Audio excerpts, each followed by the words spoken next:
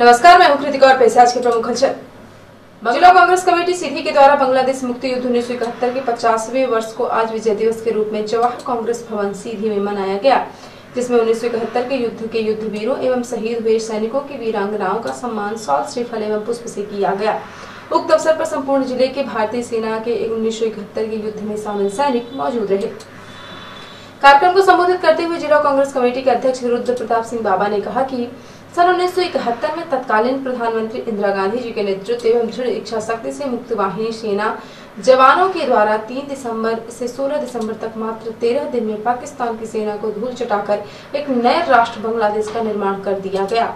उक्त युद्ध में हमारे जिले सीधी में भी युद्धवीरों ने हिस्सा लेकर देश के लिए वीरता से लड़ाई लड़ी, जिनके सम्मान में आज 1971 युद्ध के 50 वर्ष पूर्ण होने वाले वर्ष पर विजय दिवस का कार्यक्रम आयोजित हम कर रहे हैं और उनका सम्मान करते हुए गौरवान्वित महसूस कर रहे हैं। कार्यक्रम को संबोधित करते हुए जिला कांग्रेस कमेटी के पूर्व अध्यक्ष आनंद सिंह ने कहा कि हम 1971 के युद्धवीरों का सम्मान करते हैं, जिनकी बहादुरी और साहस से मात्र 13 दिन में 93,000 पाकिस्तानी सैनिक का आत्मसमर्पण कराया गया, जो ऐतिहासिक है। आज उन वीर सैनिकों और शहीदों का सम्मान करते हुए हम सब उनके प्रति अपनी श्रद्धा प्रकट कर रहे हैं। कार्यक्रम में 1971 के युद्धवीरों सैनिकों द्वारा युद्ध के समय की घटनाओं एवं परिस्थितियों पर अपना अपना वृत्तांत सुनाया गया। कार्यक्रम का संचालन संगठन प्रभारी महामंत्री सुरेश प्रताप सिंह चौहान ने किया। कार्यक्रम में कैप्टन शत्रुघ्न सिंह, सूबेदार K Shukla, captain Devmani Singh, captain PV Singh, captain Tej Bahadur Singh, हवलदार बैजनाथ सिंह, सूबेदार मेजर देवेंद्र सिंह चौहान, सूबेदार इंद्र बहादुर सिंह, हवलदार शीताशरण सिंह, नायक वीर बहादुर सिंह, हवलदार उपेंद्र मणि सिंह, सिपाही रामसुमन मिश्रा, हवलदार रघुनंदन सिंह, कैप्टन दिनेश प्रसाद शर्मा, कैप्टन मंगल दिन पटेल, सूबेदार मेजर गोपाल शरण सिंह, हवलदार विश्वनाथ सिंह कौशिक, हवलदार शिवमूर्ति प्रसाद दुबे, हवलदार सोमेश्वर सिंह नायक, राम सुंदर शर्मा का सम्मान किया गया। कार्यक्रम में शहीद लॉन्स नायक श्यामलाल सिंह की पत्नी श्रीमती सावित्री देवी, शहीद सिपाही रघुवंश प्रसाद की पत्नी श्रीमती जुकू देवी, शहीद हवलदार रामस्वरूप तिवारी की पत्नी श्रीमती राधा देवी, शहीद हवलदार ब्रिजभूषण तिवारी की पत्नी श्रीमती रामकली, शहीद दिलीप कुमार की पत्नी श्रीमती सविता द्विवेदी, शहीद जीडी ताम्रध्वज सिंह की पत्नी श्रीमती सुनीता सिंह, शहीद लॉन्स नायक सुधाकर सिंह के पिता श्री सचिदानंद सिंह का कार्यक्रम में उपस्थित युद्धवीरों एवं वीरांगनाओं का सम्मान साल श्रीफल से किया गया। पूर्व नेता प्रतिपक्ष अजय सिंह ने एक विज्ञप्ति जारी करके कहा है, शिवराज सिंह हमेशा चुनाव से पहले उन क्षेत्र में जाकर घोषणाओं की बारिश करते हैं और बाद में उसे रद्दी की टोकरी में डाल देते हैं।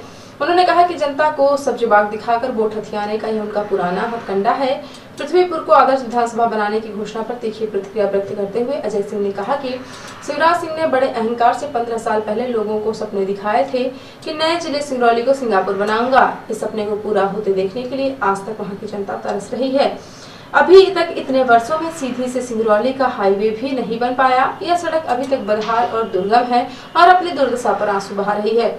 सबसे ज्यादा खनिज रॉयल्टी देने वाले सिंगरौली जिले की जनता से किए गए वादे रद्दी की टोकरी में चले गए हैं। अजय सिंह ने कहा कि इसी तरह शिवराज सिंह ने चुनाव में वोट लेने के लिए मैहर को स्मार्ट सिटी बनाने का सपना दिखाया था। स्मार्ट सिटी तो दूर, उन्होंने मैहर चित्रकूट 4 लेन की योजना ही समाप्त कर दी। वे मैहर को देश के सबसे सुंदर तीर्थ स्थल के रूप में कैसे विकसित करेंगे। शिवराज सिंह द्वारा दिखाया गया जनता का यह सपना अभी तक साकार नहीं हुआ। अब तो मुख्यमंत्री से कोई उम्मीद नहीं बची। श्री सिंह ने कहा कि प्रदेश की जनता अब शिवराज सिंह के हथखंडों को अच्छी तरह समझ चुकी है। दमोह उपचुनाव में हुई कांग्रेस की शानदार जीत इस बात के संकेत हैं। अब कोई उनके बहकावे में नहीं आने वाला, क्योंकि जनता ने दमोह उपचुनाव में भाजपा को हार की झलक दिखा दी है। मुख्यमंत्री श्री शिवराज सिंह चौहान के निर्देशानुसार पूरे प्रदेश में प्रधानमंत्री श्री नरेंद्र मोदी के जन्म दिवस के अवसर पर 17 दिसंबर 2021 को वैक्सीनेशन महाअभियान 3.0 आयोजित किया जा रहा है। सीधी जिले में 17 सितंबर को 221 टीकाकरण केंद्रों में सत्रों का आयोजन किया जा रहा है। कलेक्टर एवं जिला दंडाधिकारी श्री मुजीबुर रहमान खान ने जिले वासियों से अपील की है कि आयोजित हो रहे इस वैक्सीन महाअभियान में बढ़ चढ़कर हिस्सेदारी करें और जिले में 100% टीकाकरण कराकर इसे कोविड संक्रमण के विरुद्ध सुरक्षा चक्र प्रदान करें। कलेक्टर श्री खान ने अपील की है कि टीकाकरण से वंचित नागरिक उन्होंने कोरोना से सुरक्षा का टीका नहीं लगवाया है, वे अपने नजदीकी टीकाकरण केंद्र पर पहुंचकर टीका अवश्य लगवाएं। वे नागरिक जिन्होंने टीका की पहली डोज ले ली है, वे भी निर्धारित समयावधि में द्वितीय डोज लगाकर पूरी तरह से सुरक्षित हो जाएं। कलेक्टर ने कहा कि कोविड संक्रमण से सुरक्षा के लिए कोरोना रोधी वैक्सीन के दोनों डोज लगाया जाना आवश्यक है। कलेक्टर ने कहा कि वैज्ञानिकों तथा विशेषज्ञों द्वारा कोरोना की तीसरी लहर की संभावना व्यक्त की जा रही है। इसी को ध्यान में रखकर हम सभी की सजगता आवश्यक है। कोरोना रोधी वैक्सीन के लगने के बाद शरीर में संक्रमण के प्रति प्रतिरोधक क्षमता विकसित हो जाती है, जिससे कोरोना संक्रमण से होने वाले दुष्प्रभावों को प्रभावी रूप से कम किया जा सकता है। कलेक्टर ने कहा कि हमें अपनी व अपने परिवार की सुरक्षा के लिए कोरोना रोधी वैक्सीन अनिवार्य रूप से लगवानी चाहिए। कलेक्टर श्री खान ने कहा कि कोविड-19 टीकाकरण महाअभियान है तो 18 वर्ष से अधिक आयु वर्ग के सभी नागरिकों के लिए कार्य योजना तैयार की गई है। कार्य योजना अनुसार संपूर्ण जिले में 221 टीकाकरण केंद्र शहरी एवं ग्रामीण क्षेत्रों के लिए बनाए गए हैं, जहां समस्त टीकाकरण केंद्रों पर ऑन साइट टीकाकरण कार्य किया जाएगा। इस महाअभियान में उत्साह के साथ आगे आकर अवश्य टीका लगवाएं। उन्होंने जिले के जनप्रतिनिधियों, धर्मगुरुओं, गणमान्य नागरिकों, स्वयंसेवी संगठनों, गणमान्य तथा प्रबुद्ध नागरिकों से टीकाकरण अभियान को सफल बनाने की अपील की है। रिपोर्टर हिमानी रौतेला ने बताया कि उत्तराखंड उच्च न्यायालय न्याय प्रणाली को और अधिक सरल व सुगम बनाने की दिशा में लगातार आगे कदम बढ़ा रहा है।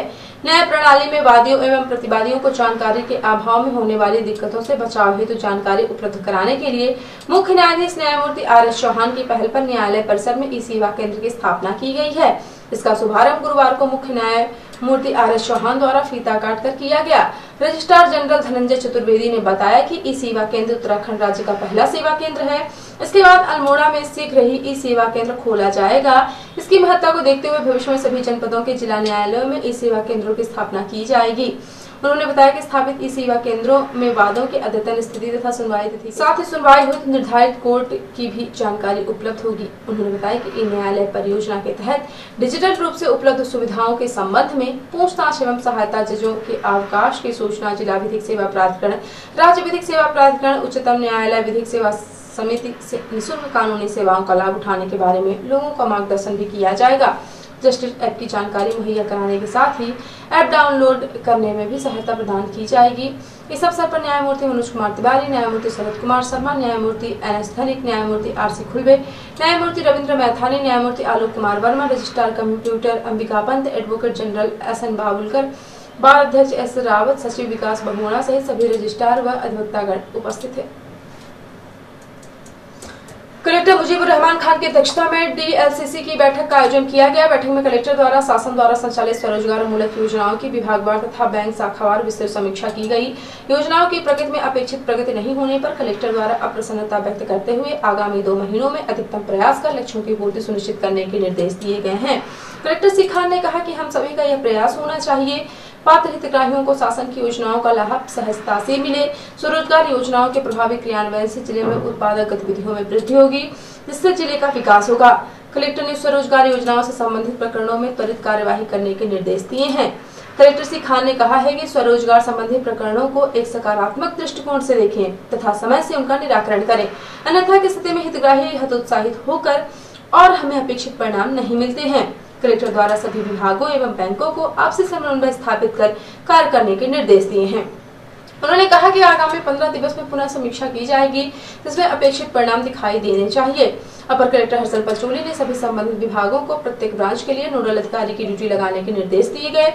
यह नोडल अधिकारी प्रति दिवस बैंकों में जाकर हितग्राही तथा बैंकों के बीच समन्वय स्थापित करने का कार्य करेंगे। उन्होंने सभी ब्रांचों में लक्ष्यानुसार केस भेजने के निर्देश दिए हैं तथा बैंकों को स्वीकृत प्रकरणों के ऋण वितरित करने के निर्देश दिए गए हैं। बैठक में संस्थागत वित्त से संबंधित सीएम हेल्पलाइन प्रकरणों के निराकरण की स्थिति की समीक्षा की गई। कलेक्टर ने सभी शिकायतों का गुणवत्तापूर्ण संतुष्टिकारक निराकरण सुनिश्चित करने के निर्देश दिए हैं।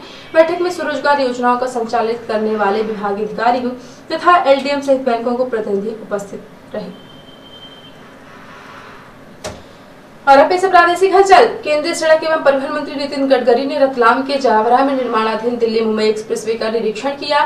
सीएम शिवराज सिंह का स्व सहायता समूह से संवाद। क्लस्टर लेवल के बेस्ट फेडरेशन को 1 करोड़ रुपए देगी सरकार। खंडवा में पुलिस कस्टडी में मौत मामला मानवाधिकार आयोग ने लिया संज्ञान। कहा डीजीपी व एसपी 3 सप्ताह में जवाब दें। और सागर में युवती से दुष्कर्म के मामले में जमानत पर छूट कर आए आरोपी ने दोबारा युवती के साथ किया दुष्कर्म, फिर गिरफ्तार। और अब राष्ट्रीय हलचल। जीएसटी काउंसिलिंग की बैठक। आज जीएसटी के दायरे में आए पेट्रोल डीजल तो 28 रुपए तक दाम गिरेंगे। 84 रुपए हो सकती है पेट्रोल की नई कीमत। दुनिया के 100 सबसे प्रभावशाली लोगों में पीएम मोदी, ममता और पूनवाला शामिल। मुल्ला बरादर का भी नाम। उत्तर कोरिया ने बढ़ाई दुनिया की चिंता। पहली बार ट्रेन से मिसाइल परीक्षण किया। संयुक्त राष्ट्र ने बताया शांति और सुरक्षा के लिए खतरा। और शंघाई सहयोग संगठन की बैठक में कल आतंक और अफगानिस्तान पर राय रखेगा भारत। 25 सितंबर को यूनियन महासभा में बोलेंगे मोदी।